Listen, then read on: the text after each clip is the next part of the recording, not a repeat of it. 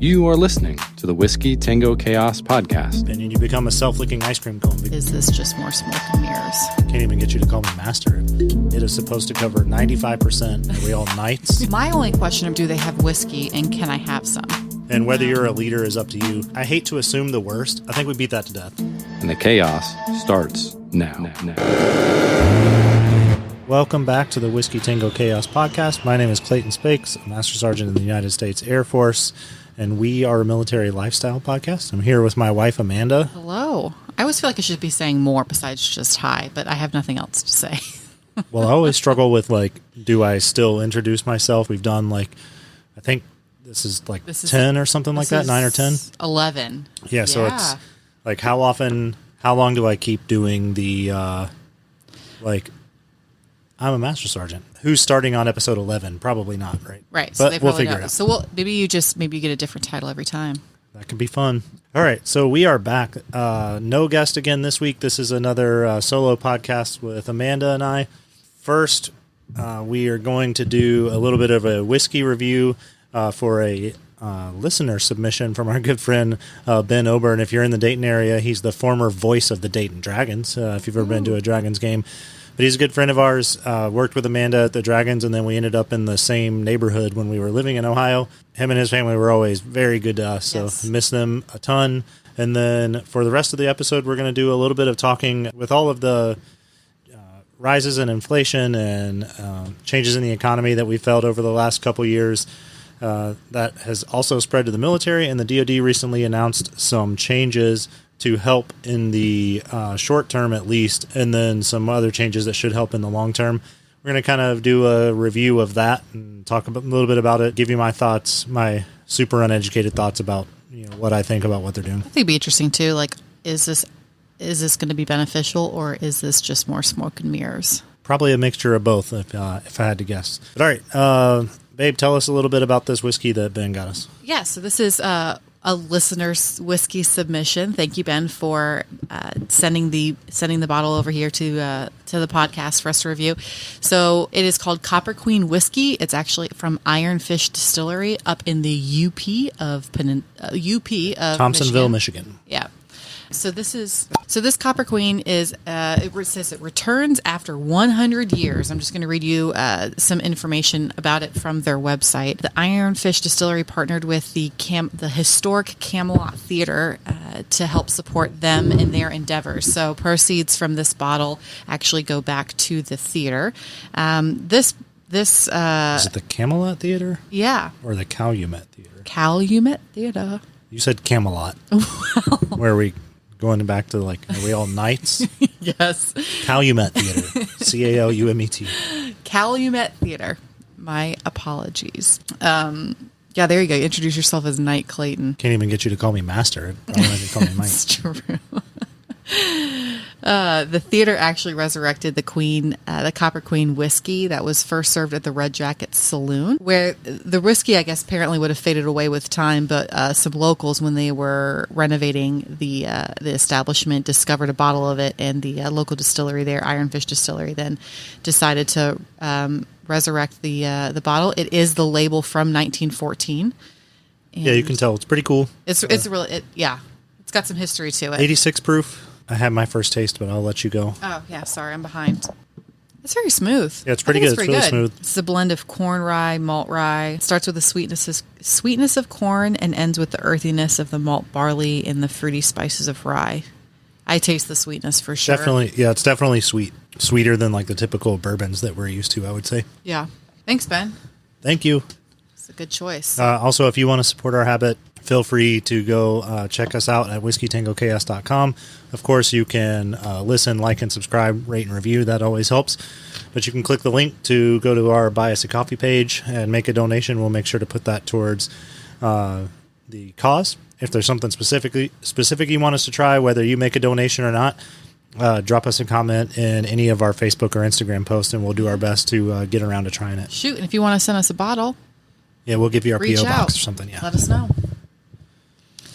So, all right, we'll kind of dive right into it. So we talked a little bit, I think it was 2 episodes ago now, maybe last episode, about pay disparity was one of the questions that Ian asked us about, pay disparity between officers and enlisted. And this kind of goes in theme with that, kind of the struggles that we've been facing as a country over the last several years in terms of changes in economic state, I guess. We're feeling that especially now, right, with the purchase of the new house. The house is a little more expensive just because of the area, it's a bigger city and all of that. But what really crushed us is the interest rate, right? So you're talking about interest rates that are over 300% higher than they were when we purchased our house in Ohio. And that, of course, makes a huge difference. Part of where that hurts us is in the BAH rates for the area. So for those not familiar, BAH is called stands for Basic Allowance for Housing. It is a entitlement that we get in the military to cover our housing. There's always complaints, I think, like for the entirety of the time that I've been in, whether the economy was good or bad or indifferent, didn't really matter. People always seem to complain that BAH is not enough, that it doesn't pay enough, that it's, oh, well, this area is not great. I think we've said it pretty much the only time I don't remember saying it is when we were in Ohio the first time. I think it was reasonable. When we were in Ohio the first time, I thought your BAH rate was comparable to the cost of living at that time. But we're talking now at least, 10 years ago? Yeah. And then, of course, it changes every year, goes up and goes down. So in California, for instance, I thought it was already not enough. And then it went down for 2 years in a row. Luckily, you get grandfathered into the higher rate. So if you have a higher rate and BAH goes down, then you keep that rate when it changes. And then if it goes up, then you get the new rate. Now, kind of just, I guess, to set the stage for what BAH is and is not. So two things that are important. One, BAH is not ever intended to cover all of your housing and utilities. It's originally was meant to cover 80% of your housing and utilities. And then in the early 2000s, they changed it to where it was supposed to cover all of your housing and utilities. But then they have since dialed that back. As it stands currently, it is supposed to cover 95% of the housing and utility cost for your area. The second thing to keep in mind is that BAH does not take into account mortgages, right? So they're only looking at rental properties in the area, and they encompass single-family homes, townhomes, and apartments. Anything that's a rental property in the area is considered.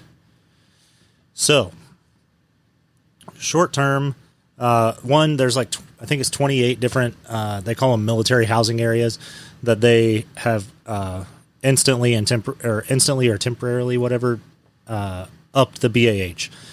No surprises in most of those places. If you look around and look at them on a map, they're on the places it's in places that are expensive. Yeah, you've got That's one base in Montana, one base in Arkansas, and then all the rest of them are up the East Coast, Florida, and all the way up to Maine, and then Southern California and Hawaii. Yeah, so that's one of the things they did is they instituted automatic increases for active duty in those 28 areas. And I guess that's kind of where I'll start with why I think the system is kind of screwed from the beginning. So they do these things, and they're all based off of these MHAs or military housing areas.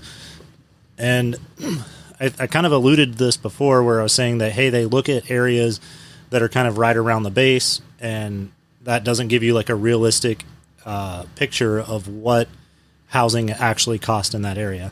So the way the military housing areas work is they take people that are stationed at a location. So let's take, I think San Antonio is actually a good example of that, a good case study, I guess.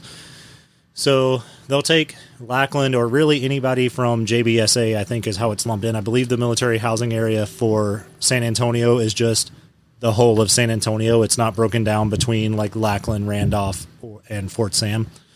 So it's all of San Antonio. And then what they do is they look at all of your DEERS information. So basically they can see where everybody's living. And that is supposedly how they determine which areas members are living so that they know what areas are desirable and not desirable. Well, you put yourself in situations there where you kind of become in my opinion, you become a self-licking ice cream cone because even if there's areas that are undesirable, if your BAH is undervalued, most people try to stay within their BAH.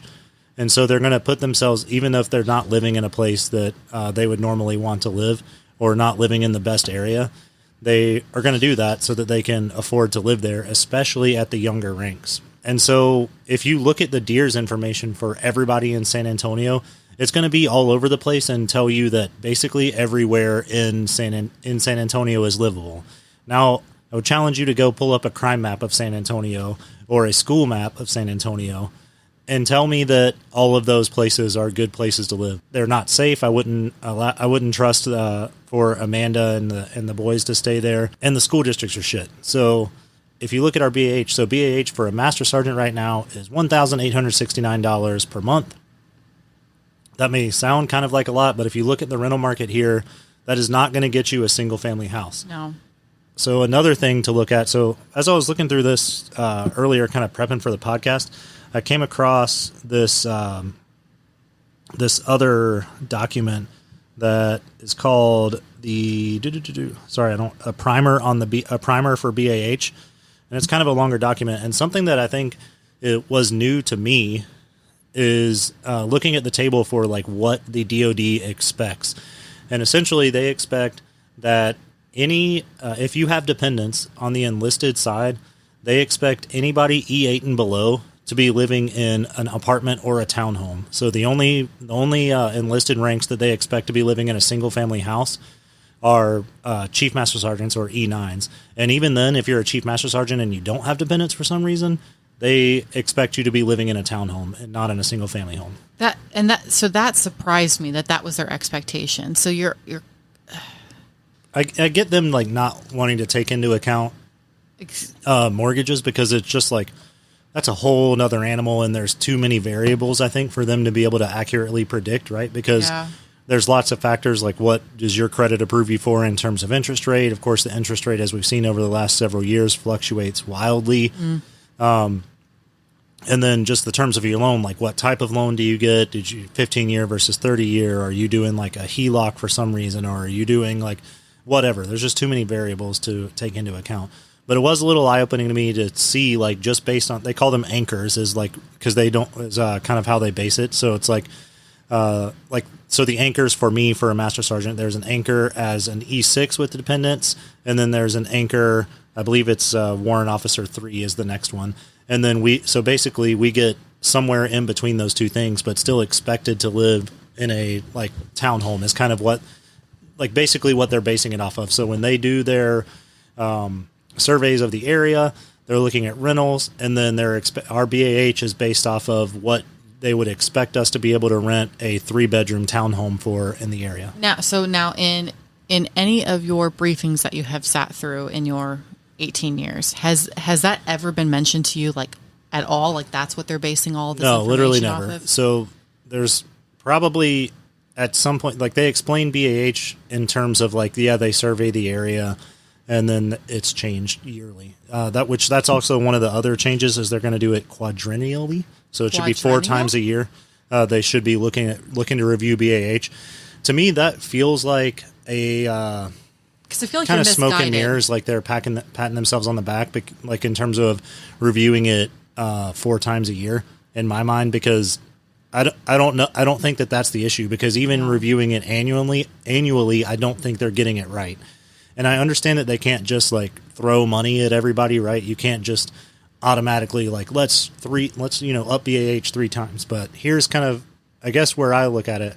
We've seen over the last 2 years, inflation is between like 8 and 8.5%. That's expected to trend that way for at least the next year, I believe. And our pay increase is, roughly a good year, like we've talked about before, is around 3.5%. So our base pay is already not even coming close to keeping with inflation. Our BAH rarely jumps more than like $75, if that, in a year, right? So again, not keeping pace with inflation. So we were already paying out of pocket for our rent and utilities more than the predicted 95%. And then now none of our payer entitlements is keeping up with inflation. It just worsens the problem. The other thing with BAH is it's tough, and I don't envy the DoD here, because when you're basing your market off of rentals, all of our pay and entitlements are completely open to the public, right? Yeah. So everybody in the local area knows that I make $1,869 a month for BAH. So if you raise BAH in the area, what do you think renters are going to do?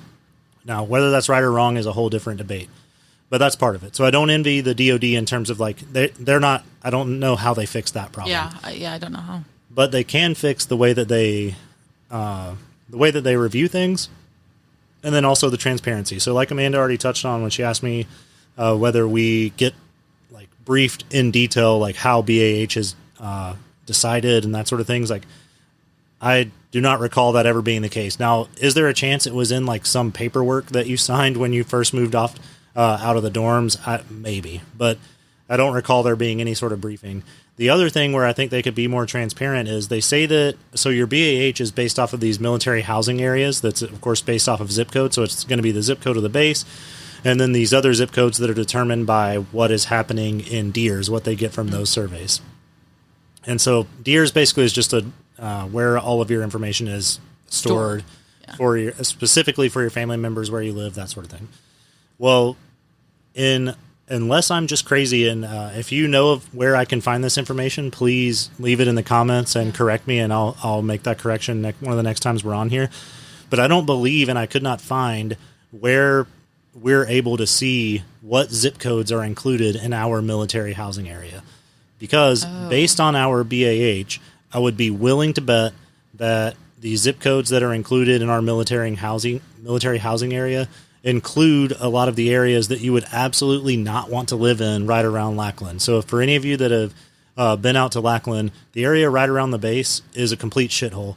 And that is not uncommon for, I would say that's the case for pretty much every base I've ever been to. Yeah, like, it's even pretty standard. Like the 5 miles surrounding the base is usually not the greatest of area that you it's usually higher crime. There are some exceptional outliers. Yeah, you get some weird ones where, like, so we lived in Fairborn when we lived in Ohio, and so right around the base was not great. And for us, where we lived was a little further out in Fairborn, but still was considered Fairborn, and it was fine. There was low crime, the houses were nice, like all that sort of stuff. School district was, decent. I would say, it was slightly below average, which is decent for that area of Ohio.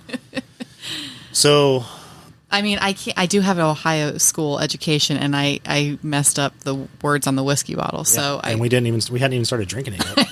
No. Yeah, so I think that's where things could be fixed, is in the transparency of it all, right? Yeah. So while I would still feel like it was messed up that we were not, that the BAH was too low, it feels disingenuous when you tell me that you're taking all of this stuff into account, and we have a formula and we're doing surveys and all this stuff, and everything is fine and my BAH is calculated correctly, if you won't let me know what zip codes these numbers are coming from. Yeah. I hate to assume the worst, but when you're not transparent like that, it makes me think that you know that you're doing something wrong. I feel like it's one with the transparency thing too. I know that they can only do so much, and I know that at times they're probably fighting a losing battle, but if you're at least transparent about the battle you are fighting, it makes me feel okay about maybe not it matching my current needs. When you start doing all these, like the smoke and mirrors and the spinning, and I can see through the BS to see that I'm getting I feel played, Yeah. You can take information a little bit better, I think, if you've got some transparency behind it. I think transparency always helps. I think it's also hilarious because in most of our PME, like professional military education, when they're teaching us how to be leaders within the military, which this is not recorded so you couldn't see that, but I put that in very large air quotes. This will maybe a topic of conversation for later, but the Air Force does not teach anybody how to be a leader. They teach... All of our PME teaches you how to be a manager, and whether you're a leader is up to you. Now, in my mind, I think that's kind of just how it is. To me, leadership you're kind of born with, or it's something that you innately are able to do. People are going to follow you or not. I don't think you can make a leader in a 6-week PME class. But anyway, in all these classes, they teach us that, hey, you should be approachable. You should always give them the why and all blah, blah, blah. Be transparent, because that's how you get people to want to follow you, all of these sort of things. But they're not following their own rules. But then they don't do it, especially in decisions like this, right? Especially in these bigger decisions. And to me, the first step there is, and maybe this already exists and I'm just a dummy, but release the military housing area information. So we see exactly what zip codes you're taking into account that are determining our BAH. and then do some sort of survey where we can provide feedback. You have anything else to add on the BAH thing? No. I think it's great that they gave those 28 cities an immediate increase in BAH. I'm not holding my breath that any of the other changes will have any major impact on how BAH is looked at or whether it gets any closer to what the rest of the market in the area looks like. Yeah, I think they probably checked a box like, hey, we released this statement. We said that we're going to do all these things. That should satisfy you. Whether we see a result or not is a completely different story. I remember when I first read this. So a little backstory. So on September 22nd, the Secretary of Defense released this statement that basically was like immediate and long-term actions to strengthen the economic security and stability of members and their families. And I read it, and I remember when the first bullet being about BAH saying that these 28 military housing units or housing locations are getting increased. I immediately remember thinking of, we've got friends that are moving out to Colorado. I know Colorado is struggling significantly. We got friends that are, you've heard them talk there in South Dakota, all these places that are getting, in Southern California too, they're getting new programs that are driving a huge influx of people to those locations or whatever. And I'm thinking, oh, cool. Like they're going to get help. Right.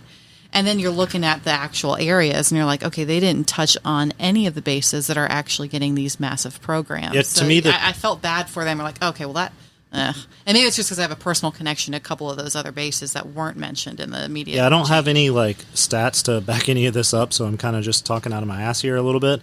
But a lot of the areas, like if you look at the list of 28 bases, these are places that already should have had really high BAH, and if you were behind there, then I have no faith that you were getting any of the rest of the ones right.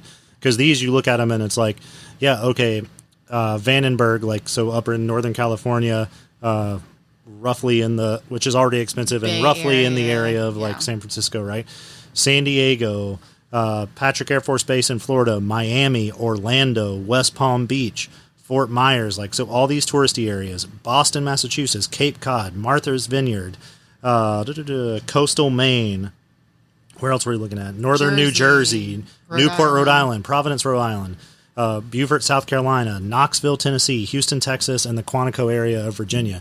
All these places, if you weren't getting those right already, then I have no faith that you were getting any of them right. Yeah. Now, if you pulled out San Diego there, because San Diego encompasses a lot, right? There's a ton of Marines and Navy there. Huge. If you pull out all the rest of those, I would say that the amount of people stationed at any of the rest of these bases, and maybe if you pull out Parris Island, because they're maybe including Marine Corps boot camp, but if you pull out those two places, you're talking about a statistically insignificant amount of military personnel in those 28 bases. So it kind of just makes me shrug my shoulders at those 28 bases. It's like, okay, cool. Great, you affected 0.003% of the force with an area that you should have already been getting right in the first place. Yeah. All right, so I think we beat that to death. All right. The next thing they did in this document from the SECDEF is they're going to fully fund our commissaries to cut prices at the register with a goal of achieving at least a 25% savings on grocery bills compared to the local marketplace. Ching!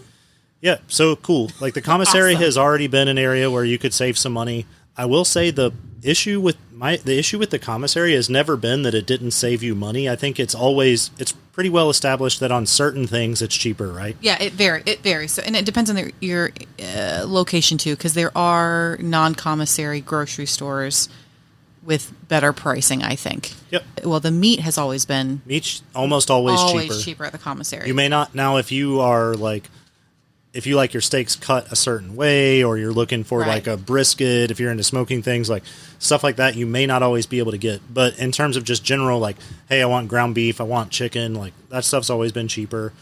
I think it's good. I think it's a step in the right direction. They have they have the ability to control those things. Right. So to try to get it to where it's a consistent across the board, 25% savings over if you shopped at a normal grocery store, great. Yeah, appreciate that. I think that most people's holdup, though, with using the commissary is not that they didn't understand that it was going to be cheaper to use the commissary, but it's that using the commissary is generally less convenient. Mm-hmm. I get they can't help that. They can't just drop a commissary in the middle of suburbia, right? Right. But I guess that's kind of all I have to say about this. It's great, but I don't know that it's going to... It's something they can point to, and I'm glad they're doing things that are in their control. But well, because there are a lot of families that live on base, and there are a lot of families that rely on the commissary for their everyday shopping needs. So, like, for them, it'll be great. I think for us specifically, like, our viewpoint is we shopped based off of convenience more or less than price. My other only hang up with the commissary is that you're not always going to get the freshest of produce and the fresh meat. Like, if you are buying just for the week and you know you're going to eat those fruits and vegetables and you're going to cook that meat within that week, you're fine. But there have been a lot of times that I have gone to the commissary and purchased vegetables that, like, they will turn in like a day or two, and like the meat, if it were me, honestly, how I would solve this problem, I would completely defund and eradicate the commissary altogether. Have no commissary at all. That was very Ron Swanson of you. Right? It's just, I think the juice isn't worth the squeeze. Kill the commissary. Okay. And then take the money that we're giving to DECA to run the commissaries. Okay. And come up with a plan to increase BAS. So BAS is our basic allowance for sustenance. It's the money that we get to offset the cost of food. So kill this commissary, increase BAS, and then it gives the member the ability to choose where they want to shop to get those savings. So if you're willing, like us in Ohio, like, we could go to Aldi and we could save a good bit of money by shopping there. But if I wanted to, like here, all right, cool, I could spend some of that money. I could go to Schatz Meat Market and get like a great steak or like whatever I wanted to do. But I can figure it out myself. Yeah, and if you increase BAS, that benefits everybody. If you increase the savings at commissaries, you're helping military retirees and the people that for whom it is convenient to shop at the commissary, which is not most people, because most people don't live on base. Wait, so BAS is something that's DoD wide. Like, doesn't matter what branch. Well, kind of. So DoD wide, if you're eligible, but not everyone is eligible. And I say that generally the people that are not eligible are people that live in the dorms. If you're eligible, you can't get BAS and be eligible to use the DFAC 100%.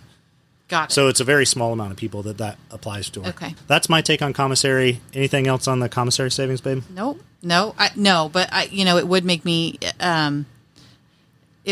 think twice if it was grocery shopping day and I just was going to happen to also be running to base, maybe do it there instead of elsewhere. It would be nice if you're going to. Yeah, I think it's good. I think it will help people that use it, and there are a lot of families that live on base, and it can. I think it's good. So I think there's better ways to fix it. Yeah. Like, all right.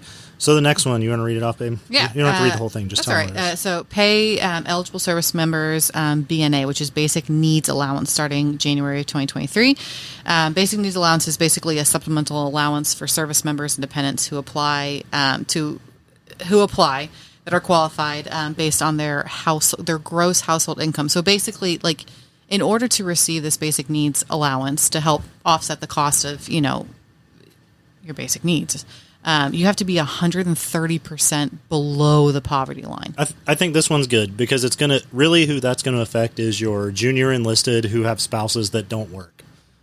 So like if you are a E3 and you have a wife and a kid and your wife doesn't work, this is probably who that most affects. Yeah, I think this is no issues with that one at all. I think it affects the right people, right? So as much as I want to complain about like my BAH not being where I think it needs to be, like realistically, at the end of the day, as a master sergeant, and a master sergeant and a working wife, like, we're fine. And you've even mentioned this before. If you're junior enlisted with a family, I think you're hurting, and I think just to put it in practical terms, from an Air Force perspective, like you're killing retention. Yeah. Because if you're teaching me a skill and I can get out and make a livable wage, but I can stay in and struggle, like, why would I get it? Why would I get out? Right. Or why would I stay in? Yeah. Why would you stay in? Like, what's the benefit? So. And then the next one, in addition, the president's budget includes a 4.6% pay increase for service members starting January 1st, 2023. Would that be the highest you think you all have ever? If I recall correctly, we've gotten one that was in the 4s before. But again, I would say it's all relative, right? Right. So when we got the 4s before, or even in the high 3s, it's like, okay, cool, that's probably like keeping up with inflation. We're getting 4.6% for 2023. They know that inflation was 8.5%. So you're already half of what inflation So I'm already, is. my base pay, like that pay increase. Yeah. They're like, okay, cool, I'm still behind. Yeah. You're still not doing enough. Yeah. Yeah. There's a whole, I get it. There's a whole bigger thing, right? You're talking about, we already have a metric shit ton of defense spending, and that money would have to come from somewhere else. I'm happy for the 4.6, but again, It could come from the F-35 program. probably. No, to civilian perspective. So my particular job, we go through annual, annual reviews, and usually that's where you get like your merit increase.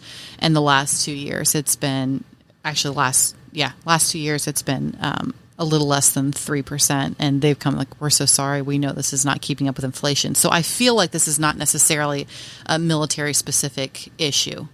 Like it could potentially, it's a national issue no matter what you're doing. Like, and expecting an 8% raise, like, it's insane. They're not going to be able to do that. No. Like, it's not tenable. And then what do you do when, like, inflation hopefully dies down at some point? Right. Like, the only way they would possibly be able to do that would probably mean that there's going to be years where you don't get any raise. Yeah. So it probably is better to do these, like, 4.5% raises and then do some, like, 2 to 3 so you're at least getting something. I'm just highlighting the fact that, like, 4.6% is great, but there needs to be more done from a holistic perspective to fix it. I think BAH is the easiest one. Yeah. All right. So moving on, the rest, like a lot of the rest of these, especially the next set in this document, like that we're talking about, we can kind of lump together. So they're going to increase temporary lodging expense, which is something you get when you PCS or when you move. So like when we moved to Texas, they paid for 10 days of temporary lodging for us. They're increasing that from 10 days to 14 days. I think that's great, especially because absolutely. It takes, like with the expense and everything of moving and the way the housing market is, it takes longer to get a house. Yep. Now, even 14 days, like if you came and you were going to buy a house, that's still not enough to cover like until you close, right? Because you're looking roughly 30 to 45 days. 4 more days that you're not having to come out of pocket for, which is great. It's helpful. And then going along with that, they're going to increase DLA or dislocation allowance for the ranks of E1 to E6. I think this has probably been a long time coming. You think so? Because it's a pretty big disparity from like E1 to E6 versus like E7 and higher DLA. So like our DLA was pretty good. It was about $3,000 if I remember right. So what is DLA for those who don't know? So it's essentially just money, like funds that are meant to cover like all the miscellaneous expenses that come along with moving. So that could be anything. It could be that I had to buy like additional packing supplies or something like that to help us move, or okay, when you get to a new place, since they only take into account rentals, well, what am I going to need when I get to a new place? I've got to have a security deposit. I'm probably going to have to pay first and last month's rent, things like that. It's meant to offset a lot of those costs. Like the dislocation. And for E7, like $3,000 for E7 with dependents, I think is pretty good. Yeah. But for like, I have a troop in my shop that just moved, and he is an E3, and his DLA was like way lower. It was like $1,200 or something like that. And that's like $1,200 gets eaten up really quickly, especially if you're talking about having to put down a security deposit.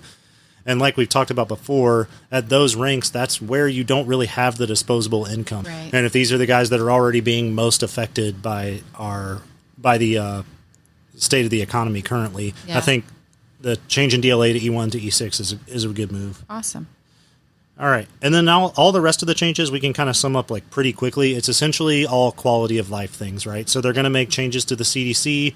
It's a lot of like, in my eyes, this is where we get into a lot of the smoke and mirrors and just saying a lot of nice things. So this whole next section is about strengthening support of the families. So, which I was actually surprised that we were recognized. I don't know. I just always assume that we just... Well, so the first part of it, they're talking about like, we'll continue to make infrastructure improvements to our child development facilities. It's like, okay, cool. And you know and how they say doing like, that? it's like significant investments. It's like, okay, well, what does any of that mean? Well, they just raised our rates, so... Right. There's that. That's how they're going to make it. We do care for the kids. Yeah, they're talking about like they're going to change the discount if you work. So if you work there and your kid goes there, that you get a 50% discount. That part's already great. I find it kind of hard to complain about the CDC, if I'm honest, because although it is a lot of money, however, if we were able to get them into a daycare off base, and 2, if we wanted for them to go off base, it would be significantly more expensive. Oh, so significantly. It's cheaper. it's much cheaper. Even if we went off base and used the what's the credit? Child care credit. Child care credit, it would still be more expensive. So what they've done is they've created this child care credit that's supposed to help military families offset the cost of privatized child care. And this is great too for a lot of locations. Like the CDC is already spread fairly thin. I don't think COVID helped that situation. I think it only made that situation worse. And so families are trying to find childcare outside the CDC because there's just no space available, and they're on the wait list. They're waiting for over a year for on-base childcare. So they have this program called Child Care Credit that you can apply for that's supposed to help offset that cost. So what they're doing here is going to expand that program to other states and allow other resources to make that child care. I mean, that's a huge financial burden. Child care is, no matter what, no matter who you are and what you're dealing with, child care is. And it's a tough one, right? For me, it's like a double-edged sword. So the other reason I find it hard to complain about that is like we decided to have a family, right? We decided absolutely. to have kids. So it's hard for me to come back and complain and say like that this is the military's problem, right? Like we knew that was an expense that we would have to take on ahead of time. That's where I get like, it puts my brain in a little bit of a pretzel because it's like, okay, I think you're doing something. Just the fact that they provide on-base childcare that's convenient for me and is affordable is good. I think to me, all the other changes are more, I would imagine DoD like looks at them as more of like a retention issue than anything. So by providing those opportunities, they keep their more experienced people in, right? So, by the time you're like the middle enlisted, you're probably married, probably have kids, right? Yeah. That sort of thing. And then along with that, the next kind of phase is that they're looking at ways that they can help the military spouse. So it can be difficult because it's a lot of like moving around. They've done some things recently where they are able to move licensure over for if you have a career field so like a nurse or something like that, where they're able to move your licensing from state to state, and that is, I'm sure, helpful. But they're looking at launching new career accelerator pilot initiatives that will match military spouses with paid private sector fellowships and a variety of career paths. I mean, I'm all for it, I guess. Like, I'd be interested to see what it looks like what kind of career paths are you putting them in? And that's where my question lies, because I've been on USA Jobs, I've been on Indeed, I've checked that box that says I'm a military spouse that's supposed to give me a few extra points on whatever algorithm they use to look at my resume. I have never once been hired because I'm a military spouse. Like, by checking that box, has that ever given me a leg up? In fact, in one case, it gave me it hurt even though me. it's 100% illegal, it hurt her. I just have more. I have more questions. The thing that sucks is having to reestablish a career every single move. When we moved out to California, I had to restart my career, and that was a real low point for me because I was used to having a career, and that was something that I valued, and having something to like bring to the table and something I could call my own. And then not having that, and then being in an isolated location, that really like affected me. It put me in a bad place. Like, But it worked out because that slump. was then your first experience becoming a grossly overpaid, dirty contractor. I mean, I work for NASA. It was so and much so fun. it worked out great. I think like it was really tough on you for that. So we got there in October. It was January when you got your job. I think that I remember that it was very tough on you. You were struggling a lot. But then I think once you got your job, I think it was really eye opening. When I worked in the private sector, as I'll call it, it was nothing you ever did was good enough, and we needed everything done last week. Where I have now, with each job, transitioned to a place where they value my work, and I'm respected, and I have authority on my craft and my skill. Like, this is, they look at me as a valuable asset, and that is nice. I think what is great here recently is there has been an upward trend in in work from home jobs, so that spouses can, wherever they start, their careers can follow them, and they can still have, a lot of the spouses that I've met that have a career, like we take a lot of pride and value in what we can bring to the table, and so being able to carry that on no matter where your career takes you is phenomenal. I really appreciate that. Yeah, I think that's a tough one. Like, it means a lot, and again, is probably more of a retention thing more than anything. Yeah. If you're constantly starting over every 3 to 4 years, it's like you face a challenging decision, right? It's do you get more education, or like basically take like a pause in employment so that you can get more education or get a certification or whatever the case may be? Or do you just keep yourself in this perpetual like loop of, okay, work my way to the middle, move to a new state, start from the bottom, work my way to the middle, PCS, and do that thing all over again? So that was kind of all of the new initiatives from this DoD announcement that was from the end of September. We'll put the link to this article in the description so you can read it for yourself. But we just thought with us talking about like pay in the last couple episodes that this would be kind of a good avenue to talk about it. And then, do you have anything else to say about those things, babe? About any of the No, not at all. No, not at all. Some of it I got it, was exciting. New changes that I hope they implement. Some of them, sounded exciting. And the more you dive into it, you're kind of like, okay.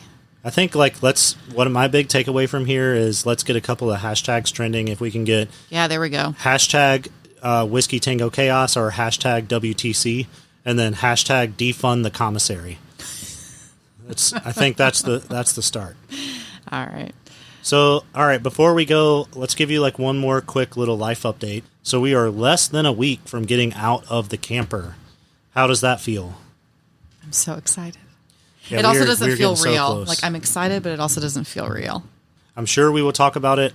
The current plan is to pop the podcast cherry on the new house on night 1 of living in the house. And we're going to come to you live from the new podcast / whiskey room on the floor. The Whiskey Tango, the Chaos Headquarters. We'll just call it the Chaos Headquarters. So look forward to that. I'm sure we'll find something to talk about. It may not be a super long episode, but if you want to follow along with that adventure in more detail, check out Amanda's YouTube channel, This Fantastic Life, on YouTube. Any last parting shots, babe? No, we did have a submission of a question from one of our listeners. Ooh, usually I like pre-look at these, but let's see what we got. Keep me on my toes. All right. A guy leaves a home and makes 3 left turns. Oh, jeez. And 2 masked men are waiting for them when he returns. Who are they? Yeah. A guy leaves home, makes 3 left turns. I feel like we can't just air like the dead masked silence while I...